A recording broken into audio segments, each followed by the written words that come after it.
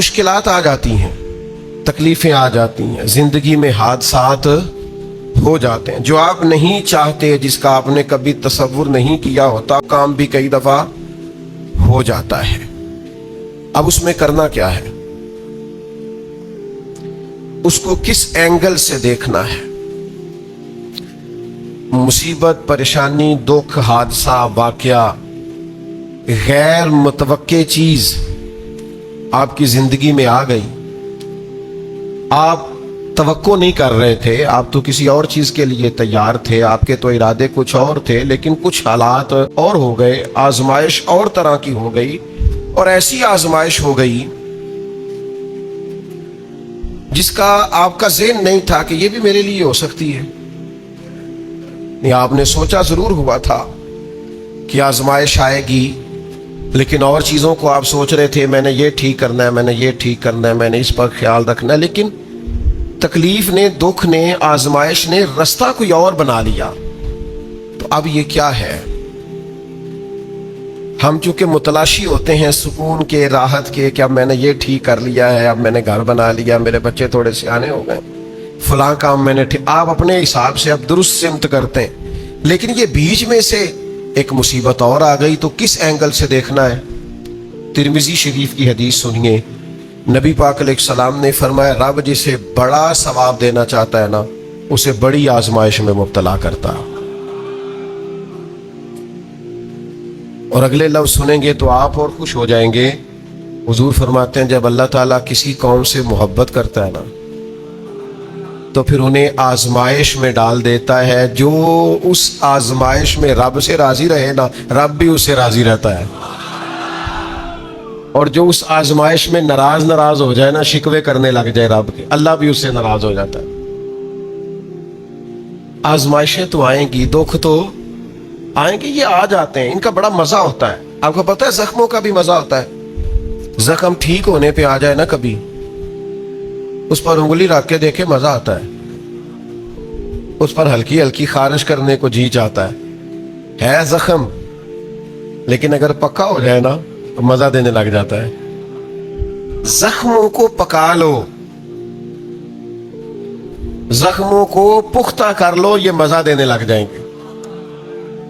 اگر آپ زخموں کو پکائیں گے نہیں، کچا زخم رشتہ ہے، لیکن پکا ہو جائے پھر مزہ دیتا ہے۔ تکلیف اگر آپ سمجھیں کہ میرے محبوب کی طرف سے آئی، ویسے محبوب پہ غصہ نہیں آتا، پتہ آپ کو، جس سے پیار ہو جائے اس کی بری باتیں بھی انسان کو اچھی لگتی ہیں، اس کا عیب نظر نہیں آتا۔ آپ کو کبھی یہ اندازہ ہو جائے نا کہ دکھ جو آیا ہے، تکلیف جو آئی ہے، راحت جو آئی ہے، کرم جو آیا ہے، عطا جو آئی، تو یہ آئی ہے محبوب کی طرف سے، یعنی دکھ آیا ہے، آیا کدھر سے ہے؟ اچھا چلیں ٹھہرے، آپ رکے، میں بتاتا ہوں آپ کو۔ میں ایک دفعہ نا کچھ بیمار تھا زیادہ، اور منفرد بات یہ، انوکھی بات یہ کہ میرا ایک بچہ بھی بیمار تھا، اور اس پر تھوڑی سی مشکل یہ کہ کچھ چھوٹی موٹی ارد گرد کی پریشانیاں بھی تھیں، یہ تعمیری کام چل رہا ہے، فلانا کام چل رہا ہے، فلانا کام چل رہا ہے، تو سمجھ لیں 5 10 20 چیزیں اکٹھی ہو گئیں، تو میری طبیعت پر کچھ بوجھ بن گیا، دل تھوڑا سا وزن محسوس کرنے لگا، اور ذرا تھوڑی سی بے چینی اور اضطراب طبیعت میں پیدا ہونے لگا۔ یہ ان کے بعد آ جاتا ہے کبھی کبھی، تو اس کی تدبیریں، اس کے معاملات بھی میں دیکھ رہا تھا، لیکن تھوڑا سا نا زیادہ ذہنی طور پر میں اپنے آپ کو تکلیف میں محسوس کرتا تھا۔ تو ایک رات میں تسبیح میرے ہاتھ میں تھی، تو میں حسبنا اللہ و نعم الوکیل نعم المولا و نعم النصیر، اس کا میں وظیفہ پڑھ رہا تھا۔ تو پڑھتے پڑھتے میں نے نا سائیڈ چینج کی، رخ پھیرا۔ اچھا کبھی کبھی یہ ہوتا ہے کہ آپ کے اندر سے ہی دکھ اٹھ رہا ہوتا ہے، اور کئی دفعہ آپ کے اندر سے ہی سکھ اٹھ آتا ہے، جواب آ جاتا ہے، یعنی آپ کا دل بھی تو مفتی ہے نا، وہ بھی تو فتوے جاری کرتا ہے نا، آپ کی روح بھی تو عالم ہے نا، وہ بھی تو آپ کو مسئلے بتاتی ہے نا، آپ کا ذہن بھی بہت بڑا، یہ کئی دفعہ جب اداس ہوتا ہے تو اس نے کوئی مایوسی سوچ لی یا طے کر لی، خوش ہوتا ہے تو اس نے اندر سے ہی کوئی نعمت تلاش لی۔ میں نے رخ چینج کیا تو میرے اندر سے آواز آئی यार तू बड़े बेवकूफ है,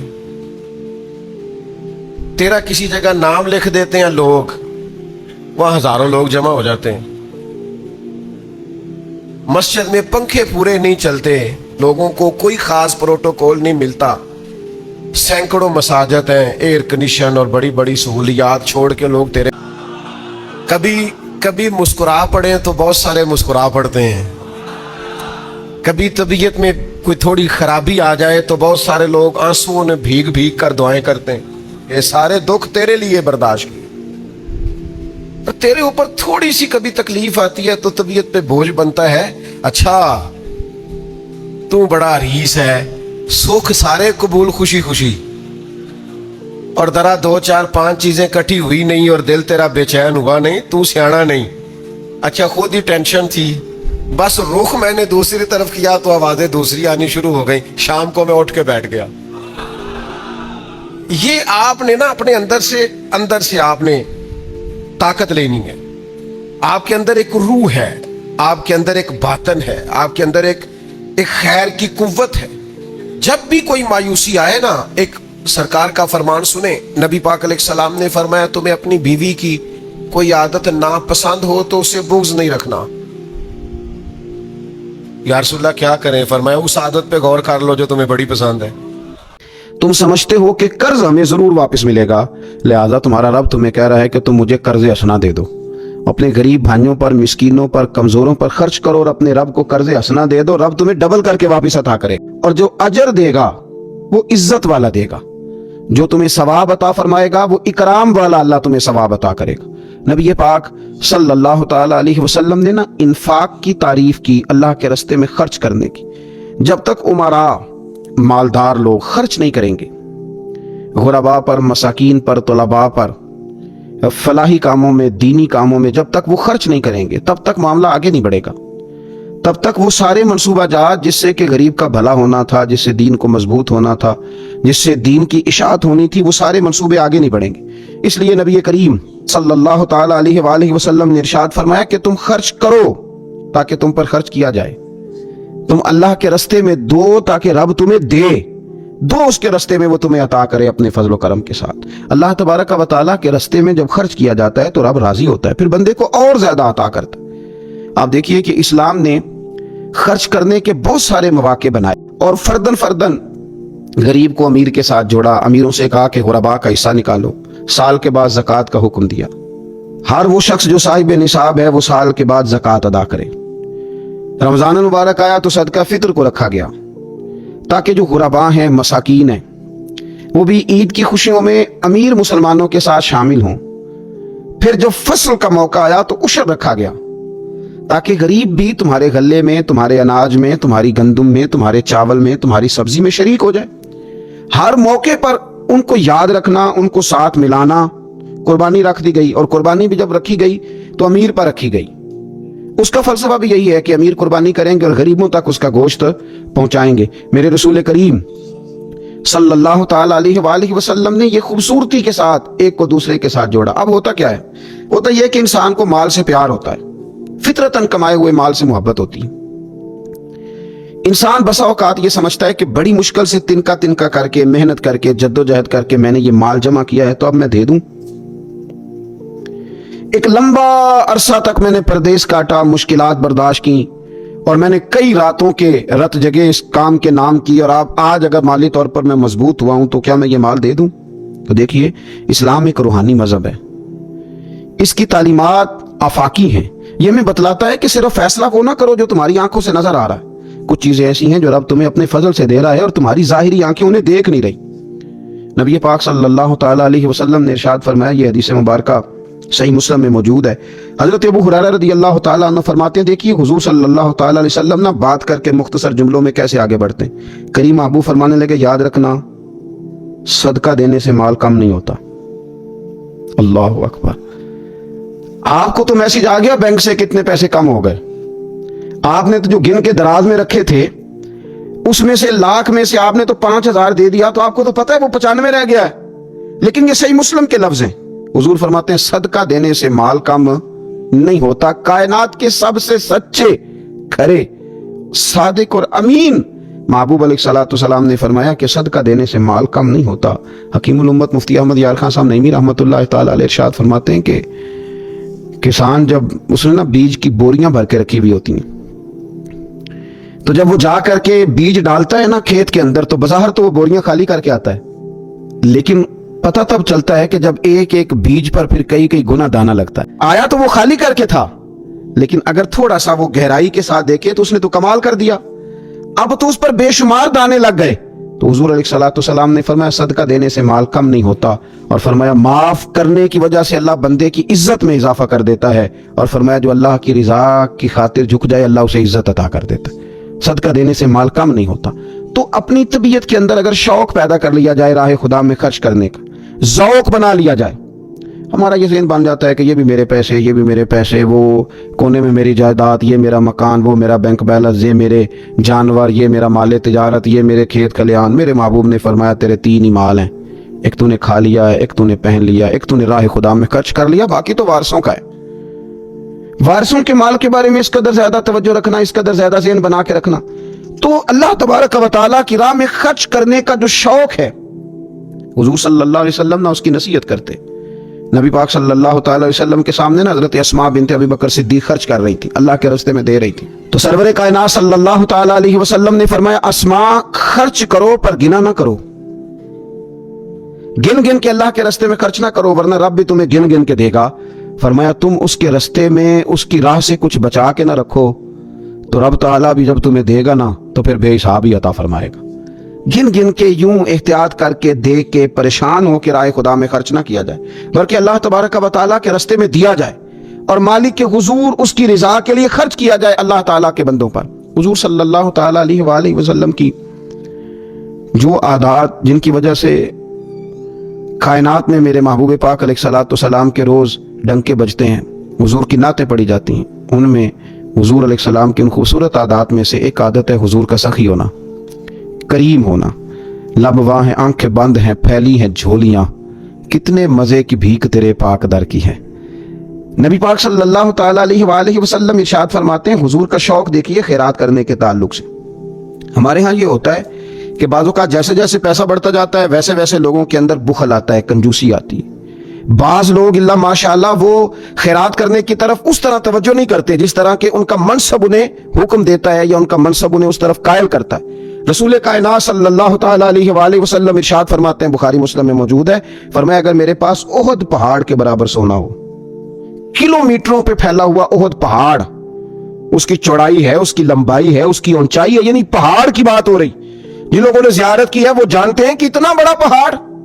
हुजूर फरमाते हैं मेरे गुलामों सुनो, अगर मेरे पास ओहद पहाड़ के बराबर भी सोना हो तो फरमाया मेरा दिल चाहता है कि 3 रातें गुजरने से पहले पहले सारा अल्लाह के रास्ते में खर्च कर दूं, सिवाय उसके कि जो मैंने कर्ज देना हो, कर्ज के लिए बचाऊंगा, बाकी मैं सब अल्लाह तबारक व तआला के रास्ते में खर्च कर दूंगा। 3 रातों से ज्यादा नहीं गुजरेंगी, खर्च कर दूंगा। ये शौक है नबी पाक सल्लल्लाहु अलैहि वसल्लम का सखावत के साथ। हुजूर पसंद करते सखावत करना। नबी पाक सल्लल्लाहु ताला अलैहि वसल्लम ने अपने दस्ते मुबारक से हमेशा लोगों को अता किया। हुजूर सल्लल्लाहु ताला अलैहि वसल्लम खर्च करने की तरगीब देते, लोगों को रगबत दिलाते। हमारे यहाँ पहली तो बात यह है कि खर्च करने का माहौल नहीं बनता, और अगर बाज़ लोग खर्च करते हैं तो बेदिली के साथ खर्च करते हैं। अल्लाह तबारक व तआला के रास्ते में जब आपको देना है, जब आपको मालिक के रास्ते में देना है, तो फिर आपको बंदा थोड़ी देखना है, फिर तो अल्लाह की रजा देखनी है।